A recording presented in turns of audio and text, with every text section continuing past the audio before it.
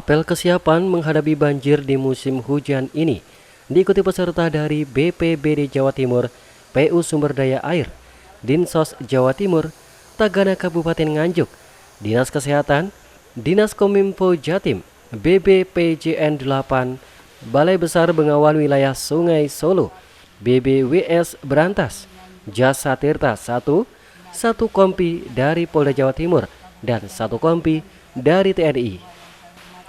Disebutnya satu persatu instansi ini membuktikan bahwa Pemprov Jawa Timur selalu bersinergi dengan instansi vertikal pusat untuk bekerja sama siap dalam menghadapi bencana alam di Jawa Timur. Gubernur Jawa Timur menyampaikan, BMKG telah mengingatkan akan ada potensi La Nina yang membuat intensitas curah hujan cukup tinggi, yakni antara 20 hingga 70%, sehingga dikhawatirkan bisa menimbulkan banjir di beberapa daerah di Jawa Timur. BMKG telah memberikan sinyal bahwa pada November tahun ini diprediksi ada La Nina hingga Februari 2022 nanti. Maka itu kepada instansi pusat dan di daerah dapat bekerja sama dengan baik dalam menghadapi bencana alam di Jawa Timur ini. Ini menjadi bagian penting karena warningnya BMKG kan secara terus-menerus sudah disampaikan. November sampai dengan Januari atau Februari itu potensi terjadi La Nina, potensi terjadi hidrometeorologi. Berarti potensi kemungkinan terjadinya puting beliung, kemungkinan cuaca ekstrim, kemungkinan banjir sampai dengan banjir bandang. Oleh karena itu, kita sudah harus beradaptasi dengan berbagai hal yang harus kita antisipasi. Maka mitigasi secara komprehensif menjadi penting. Kita bisa melihat bahwa hari ini ada dari Kodam, ada dari Polda, kemudian UPT dari PUPR, terima kasih seluruhnya full tim hadir. Jadi koordinasi antara Pemprov, Pemkab, Pemko, koordinasi dengan instansi vertikal, koordinasi dengan relawan. Jangan lupa relawan ini luar biasa. Khusus Tagana saya minta 6 jam setelah kejadian sudah harus berada di tempat, di lokasi. Nah, semua ini harus berseiring dengan sosialisasi kepada masyarakat. Di Jawa Timur sendiri ada beberapa titik banjir yang perlu diwaspadai dan diperhatikan, yaitu Sungai Welang Kraton, Sungai Kedung Larangan, Sungai Rejoso di Pasuruan, Sungai Kening di Tuban, anak-anak sungai di wilayah Madiun dan Kabupaten Lamongan sepanjang aliran Bengawan Solo, serta Sungai Kemuning di Sampang, Madura. Sungai-sungai rawan banjir yang disebutkan merupakan langganan banjir. Maka dari itu perlu penanganan antisipasi dan mitigasi secara detail terhadap sungai tersebut, yaitu mulai melakukan penguatan sedmentasi di pinggir sungai, kemudian pengurukan dan juga pompa air di sungai tersebut juga harus bisa digunakan. Masyarakat juga sudah harus terkomunikasikan titik-titik di mana mereka bertempat tinggal hari ini adalah titik-titik yang kemungkinan terjadinya potensi banjir, maka sudah harus misalnya peralatan-peralatan rumah tangga tertentu terutama yang elektronik mereka sudah taruh di tempat yang lebih aman dan seterusnya. Posko banjir menjadi bagian penting. Masing-masing desa, kabupaten, kota yang memang teridentifikasi kemungkinan terjadinya banjir harus disiapkan posko banjir. Dari posko banjir itu, maka early warning system di masing-masing daerah juga harus disiagakan. Saya juga minta dengan hormat orari luar biasa perannya. Pada saat terjadi bencana alam, biasanya orari itu memberikan quick response. Dan ketika kemungkinan ada kabel-kabel yang putus, ada diskoneksi, itu orari menjadi sangat penting.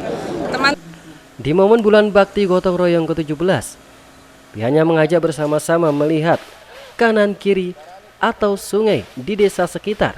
Apabila terjadi pendangkalan, maka harus segera dilakukan normalisasi. Mencontohkan pada tahun lalu menemukan tumpukan sampah, sehingga dapat menghambat aliran air di pintu air dan membuat air menjadi meluap ke jalan. Gubernur Khofifah juga mengingatkan untuk menghadapi banjir yang perlu diperhatikan, yaitu untuk rumah pompa air di pintu-pintu air untuk segera dilakukan pengecekan.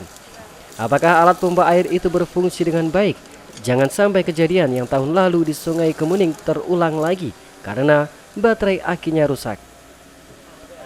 Kejadian yang sederhana ini menjadi artikel yang harus segera diantisipasi dengan menempatkan pompa air minimal 2-3 alat. Maka pihaknya meminta kepada kepala dinas, pengairan atau sumber daya air untuk segera mengecek rumah pompa tersebut dan juga CCTV. Alat early warning system dan alat-alat berat juga segera disiapkan.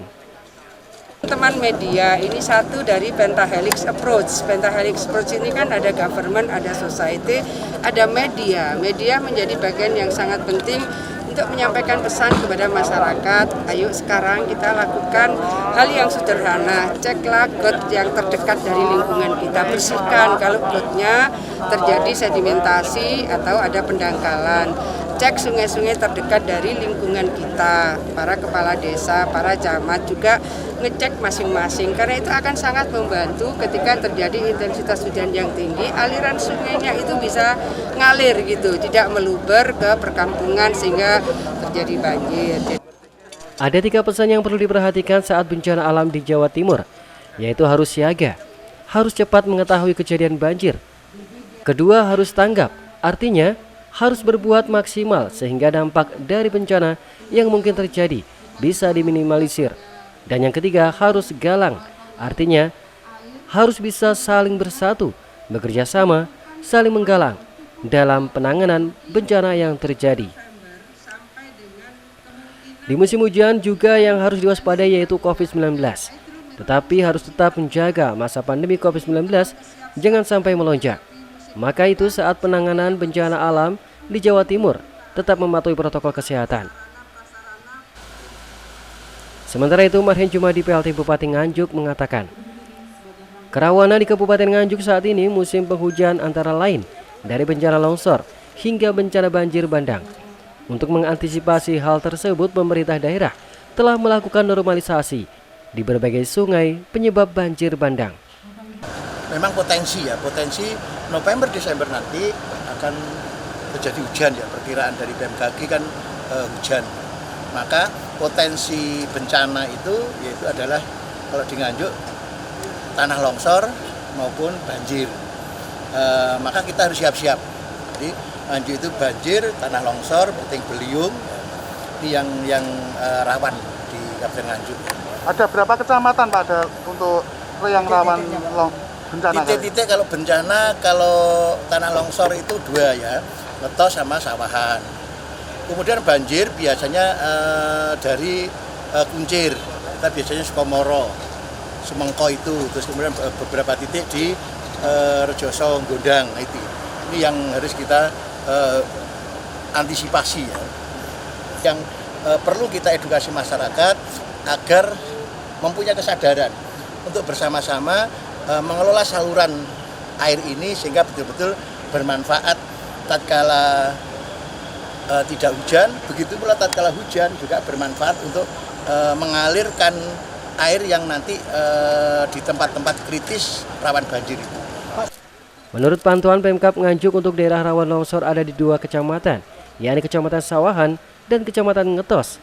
Sedangkan untuk banjir ada di berbagai titik mulai di kota hingga pinggiran yang dilalui oleh bendungan Semantok ini. Dari Nganjuk, Jawa Timur, Samsul Arifin, SRTV.